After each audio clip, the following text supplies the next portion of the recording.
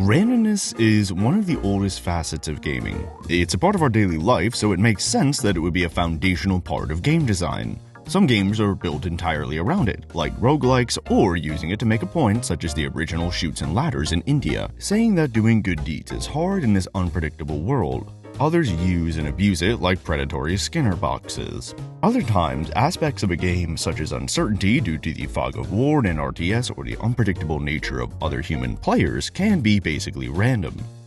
You had no way of knowing that your opponent created 40 war elephants in Civ until you actually go look or they attack you. So how do we know when, where, and how to use randomness when designing our games? Rather than it sucker punching you and making you have to reload a save, we have it enhance the rest of the design by keeping it an explicit part of the rules. Ha! Escalators! Eels. Alright, so let's get a quick rundown on the absolute basics of what rules are in games. They limit player action, are explicit and unambiguous, are shared by all players, are fixed, are binding, and are repeatable. Now, randomness often feels like it contradicts these aspects. By its own nature, it should be unpredictable where and when it strikes. But think about it. Wouldn't it also limit player actions? Wouldn't a random event prevent you from doing certain things? If you had planned to attack the enemy first only for them to charge you with the previously unknown war elephants, you're gonna have to change tactics. When used right, it can work in tandem with these rules to create a more diverse and fulfilling experience. The number one way to do that is to prevent the use of deterministic gameplay and a dominant strategy. As I went into with exhaustive detail in Breath of the Wild, one of that game's cardinal sins was that it didn't stop us from falling into a playstyle that we could just stick with and spam over and over to win. That was pointless. Whether for you that was dodging and hitting, or stun locking, or just running away, 9 times out of 10 you had found the strategy that worked for you and gameplay became a tedious chore of running down your options. Tracy Fullerton gives a great example of this with Warcraft 2. If damage in a battle was completely random, without care given to armor or stats or whatever, then there's only one good strategy. Rush them. Spam as many units as possible to deal as much random damage rolls as possible. But if all damage was perfectly calculated, with no variation in calculation, then players would soon find the exact perfect combination of units to win every single time, and then what's the point of playing anymore? As we've said previously, once you've solved the puzzle of the game, it's no longer fun. And randomness is the perfect way to throw the player a curveball and force them to change things up. Just a lot less subtle about it. Oh my god! Depending on your game, this can be, as I mentioned before, something like an ambush by a new group of enemies, critical hits, or rolling a 1 on your seduction check.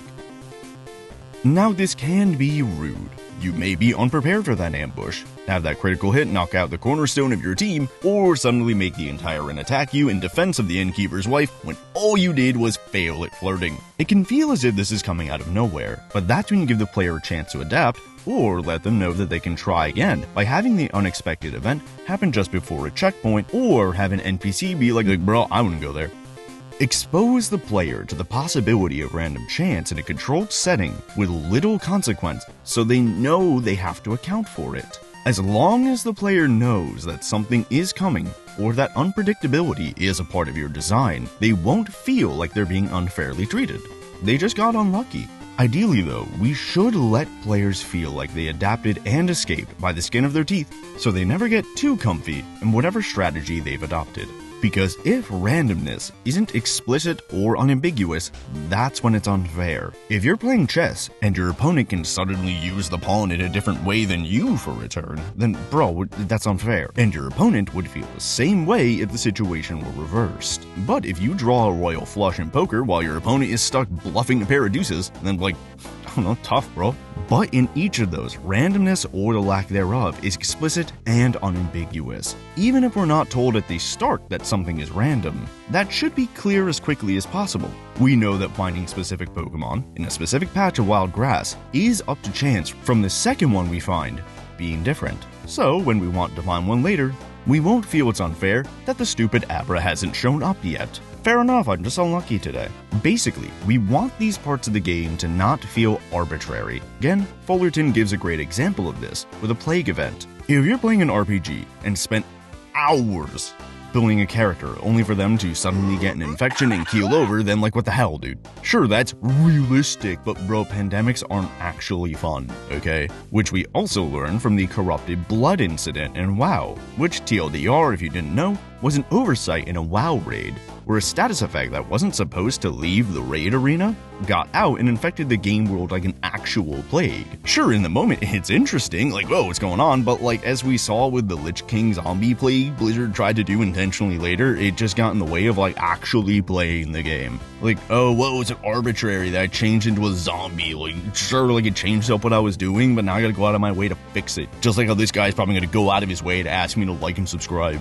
These rules aren't just for single player though, they must translate to other players as well, whether this is your opponent also having to draw from a shuffled deck while playing Magic the Gathering or NPCs. In Asteroids, you have to deal with the asteroids getting broken up in seemingly randomized patterns, and the UFO also has to deal with that element, only being able to shoot within a specific window depending on how well you've been doing with the game. Their actions aren't deterministic. There's a chance you can dodge every single shot. We saw this in the Warcraft 2 example. Enemy troops follow the same rules of having damage rolls within a certain window. I mean, honestly, we don't need to delve too much deeper into this point. Getting randomly screwed over while other players don't is only liked by weirdos who do like self-imposed randomized Nuzlocke Pokemon challenges. While that unpredictability might be fun for many players, like with the layout of a roguelike, it can get out of hand. Most roguelike aspects are actually fixed in binding, right? Items act the same, some can only be found after certain levels, enemies keep their pathfinding, etc. The randomness is only contained to specific aspects of the game design. If it wasn't, it could create something called a collection rather than a system. This is when a game's elements, from its physics to its story and everything in between, doesn't really interact. There's no hierarchy of what item is better than another, no way for actions in level 1 to affect anything in level 2. Or heck, every time you jump, you may just go straight through the floor. Taken to the extreme, randomness can be the death knell of any game design. If a player in Spelunky 2 can't plan out how to get the golden arrow after surviving the unpredictable map layout and then reach 799 because every level exit leads to a random new stage, they're gonna ask, why am I even doing this? They're then gonna drop the controller and go back to being a productive member of society or even touch grass. The horror. In most well-designed games, the element of choice remains dominant. If every choice a player makes results in random effects, they will feel like their choices have no meaning. But keep surprise in mind. Used judiciously, it can create a wealth of fun and excitement. We need to be judicious. We need to have these surprises be fixed and explicit, even if only from the developer's point of view. The surprise of having Ganon's health bar double in Tears of the Kingdom was practically random to me, but by golly did it make the fight more interesting. Oh god! Okay, that's funny. That is... I like that. Okay, that's really that's cute. Great. See, I could be nice. But it was clearly designed and had the entire fight build up to it.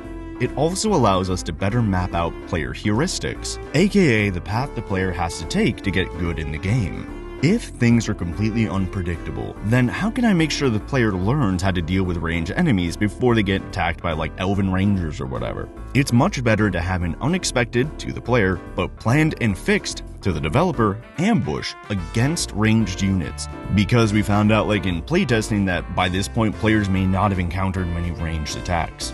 Now we can be sure the player can survive the assault of the Elven Rangers while feeling like they overcame a surprise obstacle through adapting instead of locking them in against enemies they hadn't practiced against. You thought I was just going to on this game again.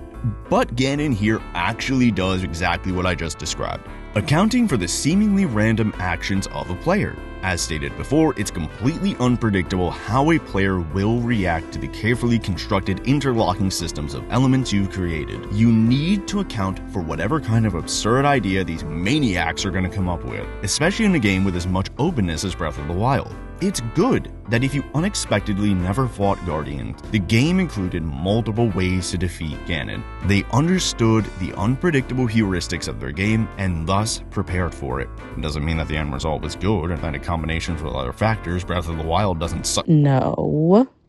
Right, moving on. I've moved on from that game. Here we go. Overall, randomness isn't a bad thing at all. Like every part of game design, none of it inherently is. It can be used for so many things, like making a moral point or keeping players on their toes. It can even give players a crutch so they can say they only lost because of that crit. But it can also be frustrating and unfair, or even used to harm players with unregulated gambling. The onus is on you as a designer to know what kind of game you're making, know how you want it to play, and know your audience. A great way to do that after learning all this is to put your game in the right spot on this graph. Are you a totally skill-based game? Do players just have to get good? Or do they need to be able to adapt? Do they need to do that mentally or physically? The audience for chess would be annoyed if you marketed a game like Twister to them, and vice versa. Your game is unique and will require a specific use of unpredictability to achieve its perfect form. But whatever that is, I know you can do it. All you gotta do is roll those dice and take that chance.